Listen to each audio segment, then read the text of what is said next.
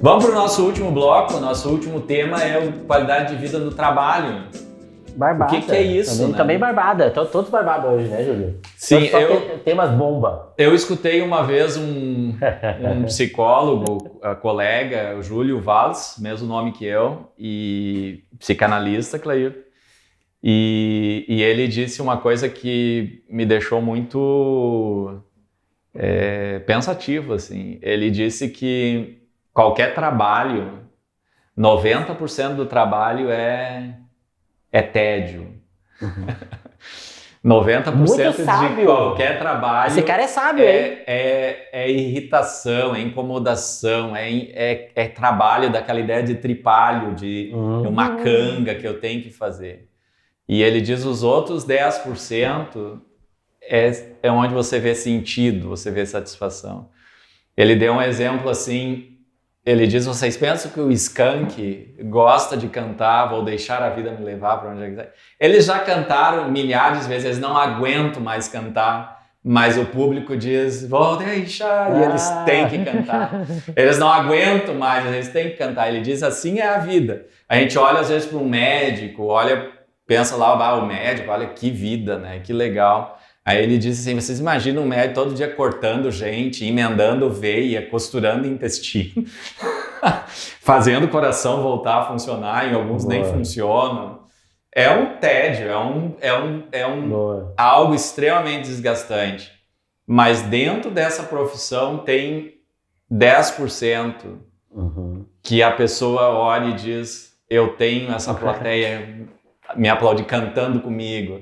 Eu tenho o paciente lá que conseguiu voltar com saúde. Ele diz, é isso que vai dar para as pessoas, para a profissão, qualidade, né? Legal. É muito interessante tu falando isso, né? Me veio duas coisas na memória agora, no pensamento. Antes de ser psicólogo, eu trabalhava na indústria, trabalhei 15 anos na indústria, né? Sempre no turno da noite. O turno da noite sempre um pouco mais reduzido e o grupo muito unido, né? E é bem como o Júlio fala, assim, cara, eu trabalhava 8 horas, né? E 90% eu executava uma tarefa.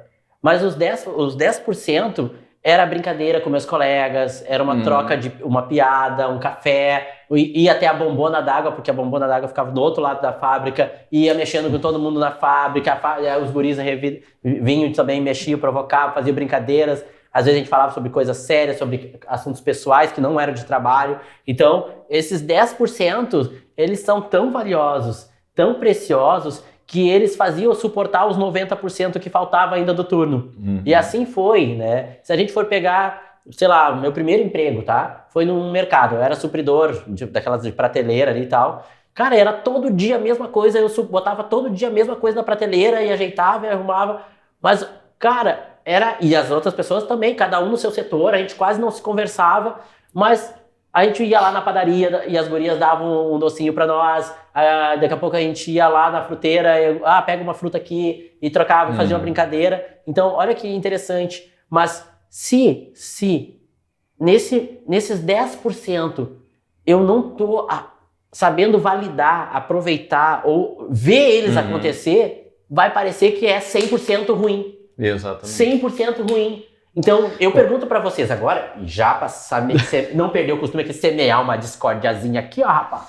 Seguinte, aonde é que tá os 10% de vocês? Vocês conseguem ver os 10% de benefício na atividade de vocês, no trabalho de vocês? Onde é que tá? Responde aí pra nós, eu quero saber se você consegue enxergar. Ou as pessoas ficam muito nessa ideia de que precisa trocar de trabalho, né? Eu preciso fazer uma outra coisa, e tá certo, né? Eu acho que a gente tem que buscar aquilo que mais realiza a gente, não deve ficar... Se a gente consegue, né, de novo, às vezes nem sempre isso é possível, né? Para muitas pessoas no nosso país isso não é possível.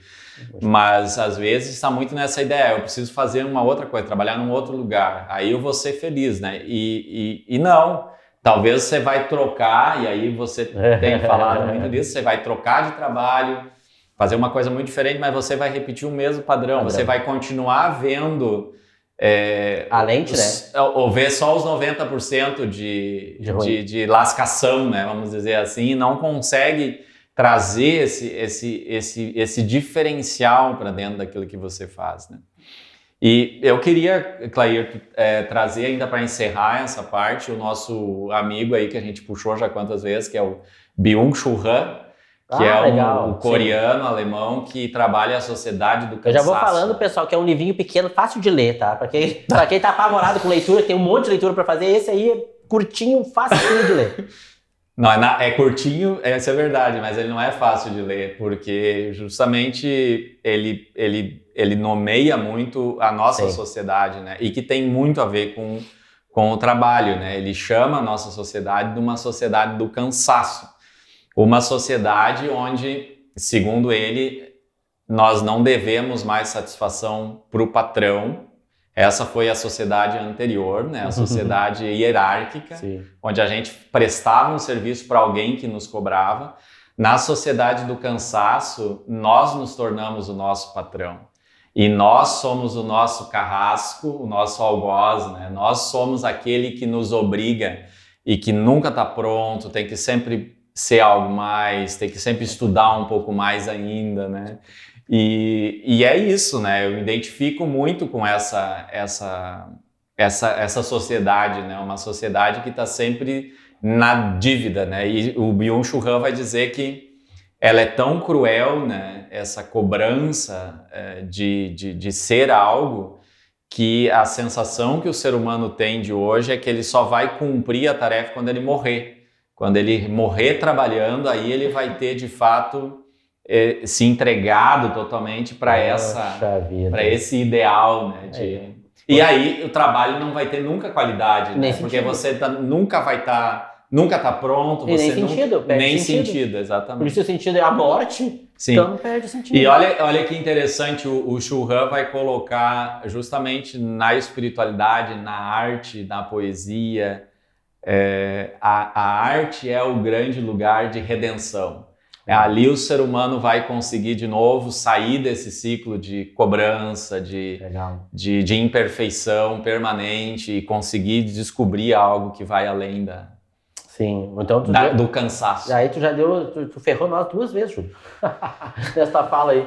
Porque a primeira fala, tu vai dizer, eu vivo com o meu chefe 24 horas por dia. É isso que tu tá dizendo. Exatamente. Eu vivo com o meu chefe, que se o chefe é eu e eu que me cobro, porra, tô lascado, né? Então a gente tem que aprender, e é uma habilidade isso, né? A conversar com a gente mesmo, nesse papel de chefe, de encarregado, de ser responsável, autônomo. A gente trabalha num termo na psicologia que se chama autocompaixão. E é bem difícil fazer autocompaixão. É diferente de compaixão, tá? Compaixão eu faço... Até a gente tem, às vezes, mais fácil, né? Eu consigo ter compaixão pelos outros, mas autocompaixão... A compaixão, ela é um movimento diferente. Eu consigo ter compaixão com o outro e tudo mais. E aí, quando a gente trabalha isso, o inverso, a autocompaixão, no caso, como é que... É a mesma dosagem na minha régua de medida? O que eu entrego pro outro, eu entrego para mim também... Então a gente trabalha com uma dessas ferramentas que auxilia a gente a ser esse chefe, né, encarregado que fica cobrando, criticando, punindo e fazendo com que a gente só se sinta bem quando tá cansado. Olha que doido isso, gente. Eu só me sinto bem se eu chegar cansado em casa, porque daí eu fiz tudo. Exatamente. Não, né? E você nunca fez tudo, né? Essa que é a tristeza do... Pois é. Essa que é a tristeza. Mas a ideia do nosso podcast aqui, o Vitamina B, é justamente ajudar, né, Cleirton? E a gente quer deixar aqui o podcast, o Vitamina B, justamente como um alerta, como uma ferramenta que ajuda a viver.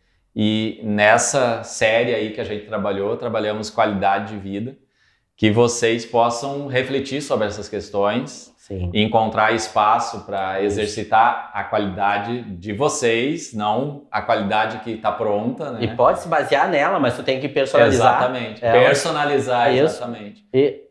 Construir saúde, né? Nesse equilíbrio que a gente falou, por mais difícil que ele seja, e levar a qualidade de vida para o trabalho. Certo. A qualidade, pessoal, não vai vir no final de semana, no dia que eu me aposentar, ou no dia que eu tiver férias, essa ilusão ela é criada, né? Um dia eu vou ter a qualidade, um dia eu vou ter a felicidade, um dia eu vou ter o sentido de vida. A qualidade, o sentido, a felicidade está lá no dia a dia, nas pequenas, grandes coisas que vão só que tu tem que enxergar os 10%. Exatamente. E agora, só um adendo antes da gente encerrar, porque o Júlio já está querendo encerrar, né? Primeiro que eu tenho que arredar essa flor aqui, Júlio, que tá batendo, vai detonar. Eu vou... Coitada. A segunda, quando o Júlio fala que essa questão da qualidade de vida, da felicidade tá na arte, né? Uhum. Aí eu vou já perguntar pra você aí, que tá assistindo a gente, rapaz. Seguinte, qual é a arte que tu tá conseguindo exercitar, praticar, ou se integrar para buscar isso que o Júlio e eu trouxemos hoje? Né? E não pode ser o pagode do fim de semana. Tem que ser o que a gente falou. Pode ser. No teu dia a dia, né? Isso, onde exatamente. É que tá? Eu vou dar um spoiler. Meu spoiler, pode ser? Pode ser. O meu spoiler, eu tenho uma música, e aí entra nas artes, música entra? Claro. Eu tenho uma música que eu gosto de escutar de dia. Durante o meu dia eu tenho que escutar ela, porque ela é o meu momento esse que o Júlio traz aí, né, para eu não ser o meu carrasco, para eu ter os meus 10%. Então isso faz eu me lembrar dos 10%. A música. Ótimo. Certo? Então coloca aí, responde aí para nós aí. E eu acho que encerramos então, Júlio. Encerramos. Acho que é um excelente ponto para a gente conversar de uma outra vez, em que medida a arte pode nos ajudar na espiritualidade, na qualidade de vida e no bem viver. Isso. E bota aí qualquer um que tenha um assunto, que queira que a gente trabalhe nessa perspectiva da psicologia, da espiritualidade, fazem perguntas aí pra gente. Uma hora a gente vai responder todo mundo. Exatamente. Certo? Então tá, valeu aí. Um grande abraço, até a próxima.